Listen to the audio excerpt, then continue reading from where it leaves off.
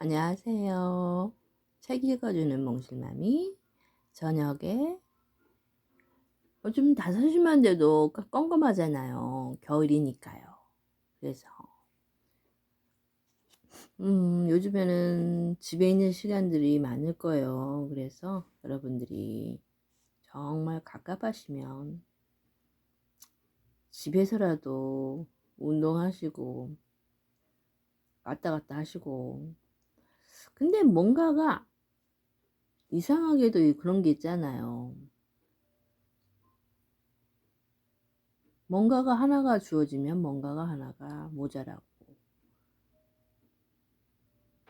하나를 비우면 하나를 얻을 수 있고, 그렇게 살다가 보면은 걱정거리도 쌓아두지 마시고 그냥 미련 없이 버려버리세요. 어디로? 휴지통으로. 마음의 휴지통. 그러면은 계속 읽어갈게요. 달라구트 백과점이 너무너무 인기가 많아서 너무나 근데 나는 아무래도 이 작가가 정말 어떤 이런 희한한 발랄한 이 제목을 생각해냈을까요? 물어보고 싶어요. 만나면 이런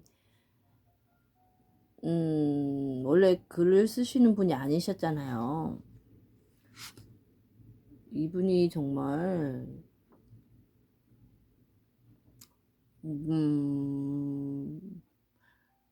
반도체 엔지니어로 일했다는 분이에요. 반도체. 대단하죠. 재료공학을 공부하고 반도체에서 일하는데 이런 꿈을 많이 꾸셨나? 잠을 자면 자주 꾸는 편이었구나. 그랬구나. 예지몽을 믿으세요? 저도 예지몽이 있어요. 그런 거 있잖아요.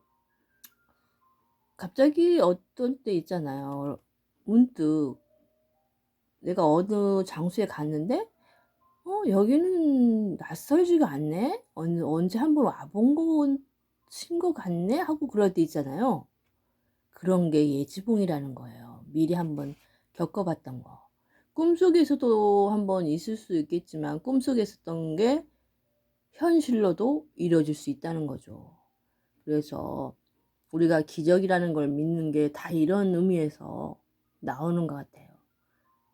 그러니까 코로나도 기적으로 휴지통으로 샥 날려버리면 쥐도 새도 모르게 없어지고, 말을 잘못되고, 요즘에는 말을 너무 잘못하면은 정말 힘든 세상이에요. 조심해서 살아야겠어요. 그럼 4번째, 트라우마 환불 요청.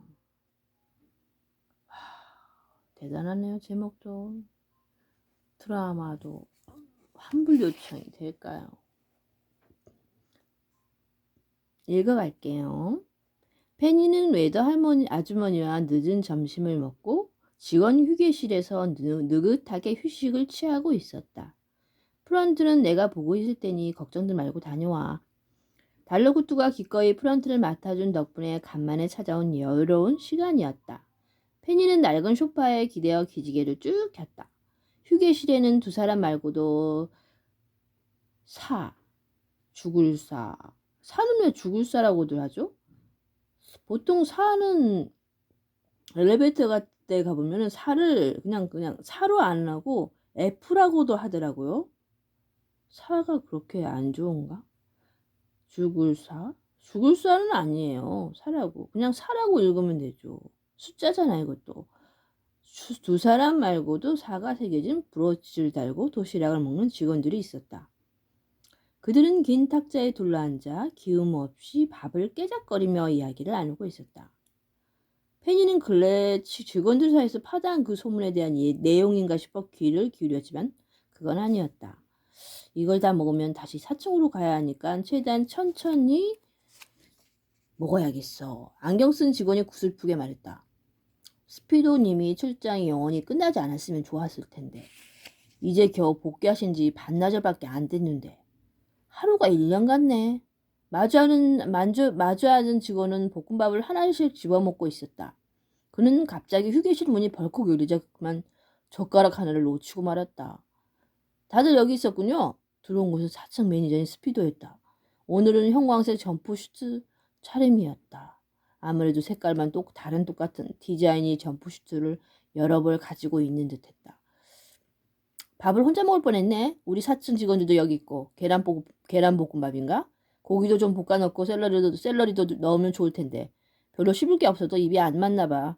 어이구, 도시락이 보온 도시락이 아니네. 내가 단돈 1고든 99실 주고 산 보온 도시락이 있는데. 아, 그렇지. 내가 쇼핑했던 사이트에 링크를 보내줄게. 고맙다는 인사는 됐어. 스피도가 말을 쏟아내자 4층 직원들은 침착하게 도시락을 덮기 시작했다. 왜? 그만 먹게? 배가 안 고파요. 반밖에 안 먹었는데? 올라가서 일하고 싶어요. 일하게 해주세요. 이렇게 훌륭한 데가. 알았어. 나도 금방 먹고 올라갈게. 직원들은 제발 스피도를 10분 이상 맡아달라는 애처로운 눈빛을 남기고 휴게실을 떠났다. 스피도 출장은 잘 다녀왔어? 낮잠 연구센터에서 2주 동안 일했다지? 자네한테 아주 좋은 공부가 됐을 것 같은데. 웰도 아주머니 그리고 페니. 여전히 페니는 아주머니를 졸졸 따라다니고 있구나. 혼자서는 아무것도 못하는 병아리처럼 말이지. 스피도가 삼각김밥 포장지를 벗기면서 자리에 앉았다. 연구센터라고 해봤자 제가 다 아는 것들을 연구랍시고 하고 있더라고요. 그래서 딱히 배울 건 없었어요. 오히려 제가 가르쳐주고 왔죠. 스피도는 주먹밥을 먹으면서 계속해서 말했다. 덕분에 밥알이 사방으로 튀었다. 페니는 스피도에게서 살짝 물러갔다. 천천히 먹어, 스피도. 그런데 원래 혼자 밥 먹는 걸 좋아하지 않았어? 다른 사람들은 밥을 너무 느리게 먹어서 답답하더니 어쩐 일로 휴게실 다 왔지? 아, 그게 말이죠. 출장 갔을 때 연구센터에서 그 직원들이랑 밥을 같이 먹었는데 밥 먹을 때마다 재테크 이야기를 엄청나게 하더라고요. 그게 어찌나 재밌던지 사람들이랑 같이 밥 먹는 게 좋아버렸지 뭐예요? 외도 아주머니도 값싼 감정들로 재테크 한번 해보실래요? 감정으로 재테크? 어떻게? 외도가 관심을 가졌다. 페니도 관심 없는 척하면서 온 신경을 집중했다. 페니는 여전히 설렘 한 병을 도둑맞았던 기억 때문에 은행에 가는 게 두려웠지만 직장 생활을 하다 보니 재테크에는 막 관심이 생기던 참이었다. 겨울이 되면 분노 시세가 병당 39등까지 올라가잖아요. 그 정도는 알고 계시죠? 그럼 알지. 분노 몇 방울을 난로에 뿌리면 꺼져가던 장작불이 활활 타오르거든. 일주일인 끄덕없지. 난방비 절약하는데 아주 그만이야. 외도 아주머니가 엄지손가락을 치켜 세웠다. 나랑 우리 남편은 활활 타는 난로 앞에서 차가운 아이스크림 먹는 걸 좋아해. 자자, 제 얘기를 잘 들으세요. 이제 39등씩이나 주고 분노를 구입할 필요가 없어요. 연구센터의 직원들이 알려준 건데요. 지금 당장 은행에서 혼란스러움을 몽땅 사두래요. 이번 겨울이 되기 전에 값이 치솟을 거라고요. 아니, 혼란스러움을 뭘 할 수 있는데? 외도가 궁금해했다. 구닥다리 난로 대신 가스보일러를 마음껏 쓸 수 있대요. 가스배관에다가 혼란스러운 몇 방울 흘려 넣는 거예요. 그러면 따뜻한 공기가 30간의 방 안 가득 퍼진대요. 마치 공기들이 혼란스러워하는 것처럼 이리저리 퍼진다나 뭐라나. 자기네들이 곧 논문을 발표하는 거니까 값이 오르기 전에 미리 사두라고 하더라고요. 그건 좀 이상한 것 같아요. 원래 공기는 이리저리 퍼지잖아요. 아무렇게나 지어내는 말 아니에요? 그리고 가스배관을 함부로 건드리는 건 위험하지 않나요? 페니가 걱정했다. 혹시 벌써 몽땅 사들이신 건 아니죠? 그랬으면 어쩔래? 병당 일고든에서 몽땅 사줬다. 넌 꼭 그 직원들이 날 골탕 먹이려고 말을 지어내기라도 한 것처럼 얘기하는구나. 그 사람들이 날 놀리려고 하겠어? 날 싫어하는 것도 아닌데. 페니는 할 말이 많지만 하지 않았다. 외도 아주머니는 안타까운 표정으로 스피도를 다독였다.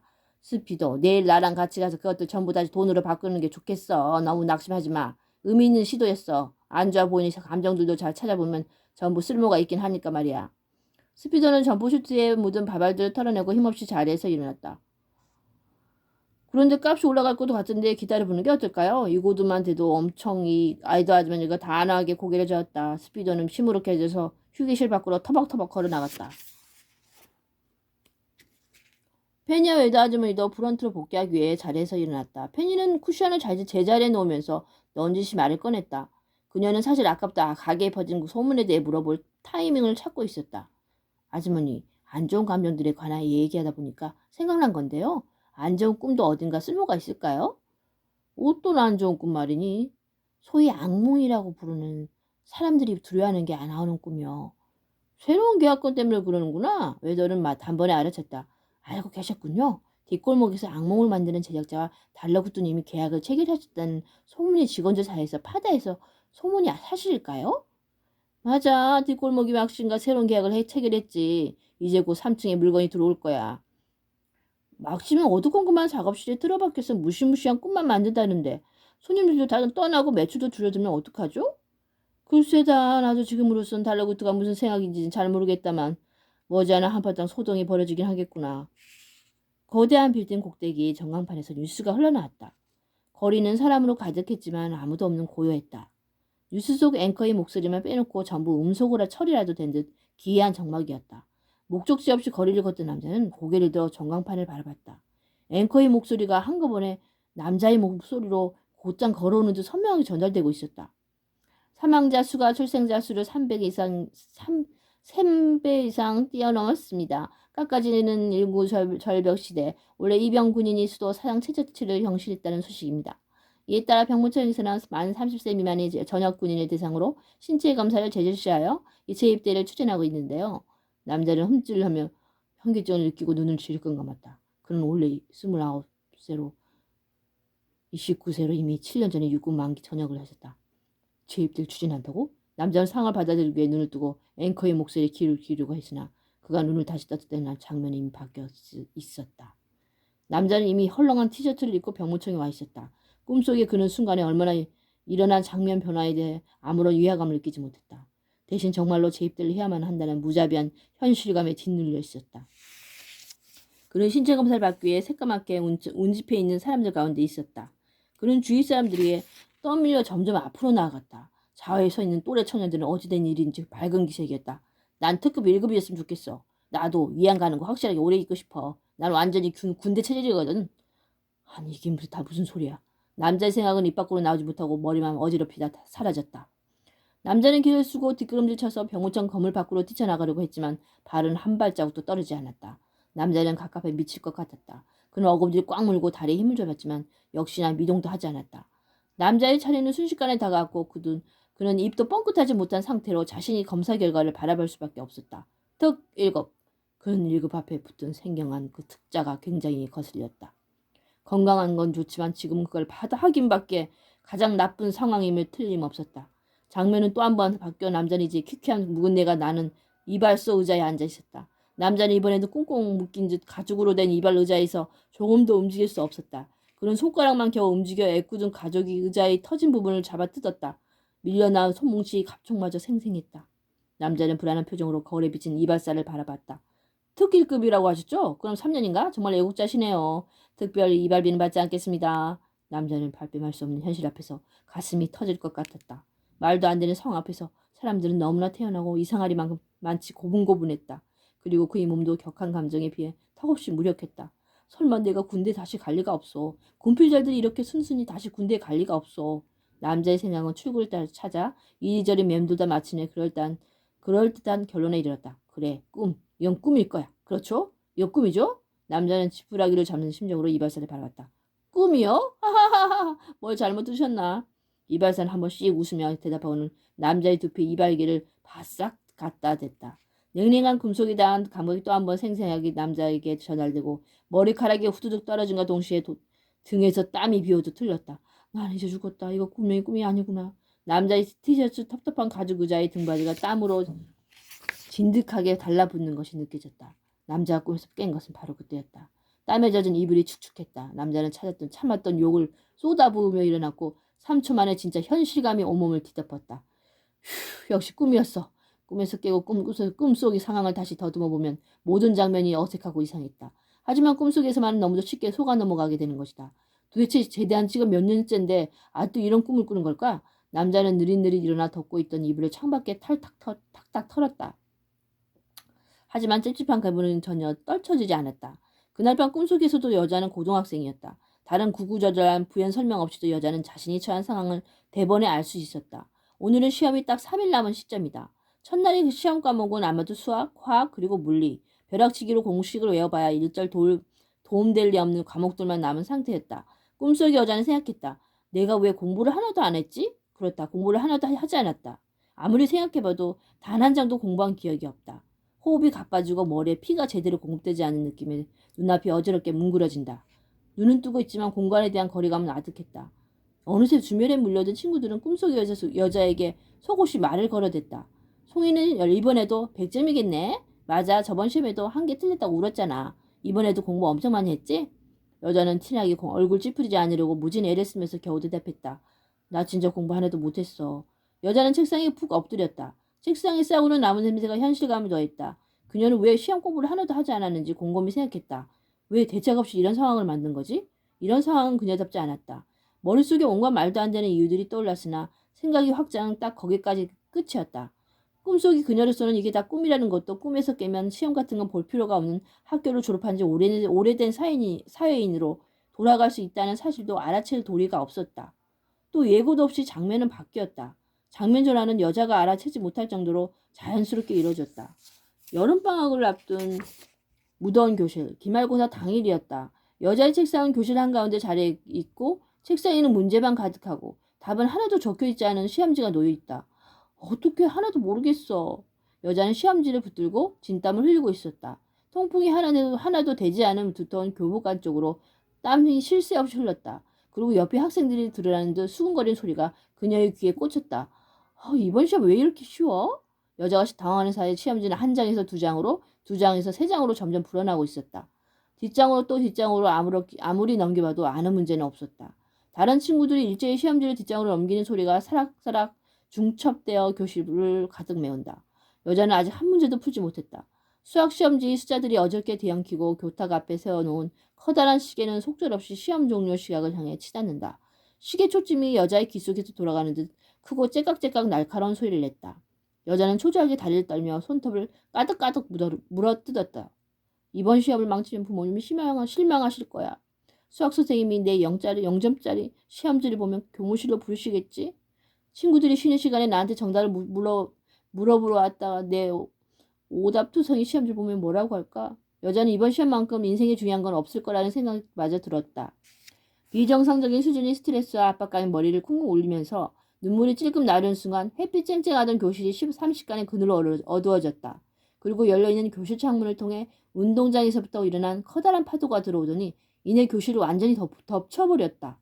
꿈속 여자는 파도가 몸을 덮치는 것에는 아랑곳하지 않고 안도의 한숨을 푹 내쉬었다. 이걸로 이번 시험은 무효가 되겠구나. 아, 다행이다. 이치에 맞지 않은 터무니없는 생각을 하며 잠에서 깬 것은 바로 그때였다. 여자는 잠에서 깼는데도 정신을 차리지 못하고 멍하게 누워 있었다. 여자는 너무나 생생한 꿈을 꾸고 나면 혼란스러움에 한동안 현실감을 잃곤 했다. 그녀는 침대에 누워서 자신에 대해 차근차근 곱씹었다. 나는 29살, 고등학교 졸업은 10년 가까이 된 일이다. 그리고 나는 앞으로 중간고사며 기말고사며 치르지 않아도 된다. 자기 자신에게 안심할 만한 정보를 충분히 제공하고 나서야 여자는 겨우 정신을 차렸다. 그녀가 시험 치는 꿈을 꾼 것은 이번이 처음이 아니었다. 여자는 학창 시절 공부를 꽤 잘하는 학생이었고 동시에 시험에 대한 압박감에 재여서 살던 학생이었다. 여자는 허공에 대고 한숨 쉬듯 말을 뱉었다. 정말 지긋지긋해. 아침부터 어떻게 이따의 꿈을 팔 수 있냐며 흥분해서 찾아온 손님들이 벌써 수십 명째였다. 달러구두는 오늘쯤 환불을 바라는 사람들이 들이닥칠지도 모르니 사람들이 오는 족족 사무실로 곧장 안내하는 말만 남기고 종일 사무실 밖으로 나오지 않고 있었다. 페니는 머릿속으로 지금까지 사무실로 안내한 손님들이 수를 대충 헤아려 보았다. 달러구두는 매번 문 밖으로 빼고 머리를 내밀고 어서 들어오세요 손님하고는 문을 닫고 쑥 들어가기를 반복했다. 좁아터진 사무실에는 더는 사람들이 설 자리도 없을 것이다. 페니는 그런 환경에서라면 없던 불만도 싹 들 거라고 생각했다. 웨더 아주머니, 저 잠깐 달러구두님이 사무실에 갔다 올게요. 웨더는 별다른 말 없이 크게 합음을 했다. 페니는 마음대로 하라는 의미로 받아들였다. 페니는 달러구두가 즐겨 먹는 심신 안전용 쿠키를 쟁반 가득히 담아들고 사무실 문을 똑똑 두드렸다. 들어가도 될까요? 사무실에서는 아무 대답도 들려오지 않았다. 페니는 문에 길을 갖다 댔다. 이상하리만치 조용했다. 수십 명이 마음을 진정시키기 위해 다 같이 손을 잡고 명상이라도 하는 걸까? 그녀는 아주 잠깐 망설이다가 문을 열고 들어갔다. 정말로 사무실 안에는 아무도 없었다. 대신 달라구뚜의 개인 캐비넷 옆에 탑처럼 거대하게 쌓여있던 박스들이 전부 바닥으로 내려져 있고 박스가 가리고 있던 자리에는 사람 하나가 겨우 들어갈 정도의 아담한 문이 반쯤 열려 있었다. 페니는 사무실 안쪽에 이런 문이 있는 줄은 전혀 모르고 있었다. 문틈으로 들여다보니 아래쪽으로 향하는 푸르스름한 돌계단이 보였다. 비록 입구는 좁았지만 계단은 사람들이 다니는데 불편함이 없도록 잘 닦여 있었다. 계단 아래쪽에서 사람들이 웅성거리는 소리가 들려왔다. 달라구뚜님 거기 계세요? 돌계단으로 이어진 통로가 페니 목소리를 왕왕 울렸다. 페니, 마침 잘라줬구나. 달라구뚜의 모습은 여전히 보이지 않았지만 그의 목소리가 되돌아왔다. 내 책상 위를 보면 구매 확인 서약서 뭉치가 있을 게다. 찾아서 여기 아래로 가지고 와주렴. 구매 확인 서약서요? 네, 찾아볼게요. 페니는 쿠키 쟁반을 내려놓고 종이 뭉치를 찾기 시작했다. 기다란 책상 위에는 꿈 제작자들이 놓고 간 품질 보증서 무더기와 50년 계약 연장에 대한 감사 인사 등 각종 서류가 어지럽게 널브러져 있었다. 달러구두는 항상 단정하게 차려입고 다녔지만 책상 정리에는 소질이 없는 것이 분명했다. 2층 직원들에게 책상을 보여주면 토실토실한 사냥감을 찾은 포식자처럼 기뻐할 거라는 생각이 들자 피식 웃음이 나왔다. 책상 주위를 몇 바퀴 빙빙 돌며 종이를 뒤적거리는 동안 바닥에 내려놓은 박스 더미들이 자꾸만 발에 걸렸다. 페니는 조만간 시간 나는 대로 달러구두의 허락을 받아 이 박스 더미들을 갖다 버리고 말리라 굳게 다짐했다. 박스 윗면에는 제작 날짜로 보이는 숫자들이 쓰여 있었는데 이미 10년이 지난 것도 있었다. 달러구두가 가져와 달라고 부탁한 구매 확인 서약서는 두꺼운 책 밑에 깔려 있었다. 달러구두님 찾아왔어요. 지금 내려갈게요. 한 손으로 쿠키 쟁반을 다른 한 손에는 종이 뭉치를 든 페니는 조심조심 계단을 내려갔다. 계단 끄트머리에서 주위가 잠깐 어두침침한가 싶더니 완전히 내려오자 로비보다 더 환한 공간이 나타났다. 큼직한 대리석 원탄을 가운데 두고 사무실로 들어가던 손님들과 달러구두가 둘러앉아 차를 마시고 있었다. 몇몇은 아주 씩씩거리고 있었지만 대부분은 달러구두가 건네준 차를 마시고 한참 누그러진 것 같았다. 분명 수완 좋은 달러구두가 미리 차 안에 침착함이나 느긋함을 서너 방울씩 섞었을 거라 짐작했다. 벽에 걸린 조명들이 구석구석을 밝히고 인테리어용으로 만들어 놓은 가짜 창문 밖으로 조명을 겹쳐 달아놓아 마치 밖에서 햇빛이 내리쬐고 있는 것만 같았다. 아, 이 소리 맞나요? 페니는 이 가져온 종이 뭉치를 달러구뜨기 전에 건넸다. 고맙구나. 이 소리가 맞단다. 이런 공간이 있는지는 전혀 몰랐어요. 여기는 오늘 같은 때를 대비해서 만들어준 공간이란다. 저 밖에서 손님들이랑 실랑이라면 다른 손님들이 쇼핑에 방해가 되지 않겠니? 달러구드가 목소리를 한껏 낮추고 속삭였다. 손님들은 페니 등장에 아주 잠깐 조용해졌다가 다시 웅성거리기 시작했다. 자, 뭘 보여주겠다는 거죠? 어설픈 변명으로 납득하지 않을 거예요. 여자 손님 한 명이 팔짱 끼고 선전포고를 했다. 여기 재입대한 꿈을 꾼 사람들만 몇 명인지 아세요? 대체 이런 꿈은 왜 파는 거예요? 달러구드 반대편에 앉은 청년이 찻잔을 소리 나게 탁 내려놓고 쏘아붙였다. 그러자 주위 사람들도 따라서 골멘 소리를 냈다. 아까도 말했지만 저번 달에 제대했는데 다시 훈련소에 가는 꿈을 꿨어요. 그게 어떤 기분인지 알아요? 시험 치는 꿈이면 또 어떡해요? 혹시 잠든 사람들을 괴롭히는 악취미가 있는 거 아니에요? 맞아요. 꿈백화점을 그동안 이용했는데 볼매 운동이라도 해야 할까 봐요. 요즘 새로 생긴 꿈 상점들은 기분 좋은 꿈들만 판매한다고요. 이래서 손님들이 나만 하겠어요? 체크무늬 잠옷 세트를 입은 여자가 다리를 꼬고 앉아 빈정거렸다. 페니는 삭막한 분위기 어쩔 줄 몰라 하며 서 있었다. 입사일로 손님들이 달라붙기까지 이렇게 공격적인 모습은 처음 보는 것 같았다. 하지만 정작 달라붙는 오늘도 더없이 평화로운 표정이었다. 손님 여러분, 저희는 상품 설명을 충분히 드린 후에 판매하고 있답니다. 물론 모든 분들이 그 사실을 기억할 수 있다면 이렇게 찾아오실 일도 없었겠지요. 저도 그 점이 참 안타깝습니다. 하지만 그 모든 것이 신의 뜻인 것을 어찌겠습니까? 그래요. 기억이 안 나요. 기억 안 나는 게 당연하죠. 그런 상품을 왜 사겠어요? 악몽을 일부러 사는 사람도 있나요? 오, 손님 죄송하지만 그냥 악몽과는 다릅니다. 물론 저희도 열대에 지친 손님들께 유령이나 귀신이 나오는 악몽을 조금씩 팔기는 하지만 그건 어디까지나 비서 차원의 이벤트죠. 여러분이 구입하신 상품은 그저 그런 악몽이 아니에요. 정식 명칭은 트라우마 극복을 위한 꿈입니다. 아주 젊고 유능한 제작자가 공들여 만든 상품이죠. 아주 잘 만들어진 꿈이에요. 달러구두가 자랑스럽게 말했다. 손님들은 또 한 차례 웅성거렸다. 옆 사람에게 저게 대체 무슨 말이에요? 라고 하거나 아무렇게나 둘러대는 거 아닐까요? 라고 쑥덕거리는 사람도 있었다. 페니도 달러구두의 말에 잘 이해가 되지 않았다. 아무튼 그게 뭐든 상관없어요. 트라우마 극복은커녕 아예 기억하고 싶지 않은 일들을 끄집어내는 게 불쾌하기만 해요. 전부 환불받아야겠어요. 대여용 가운을 걸친 한 남자 손님이 벌떡 일어나 외쳤다.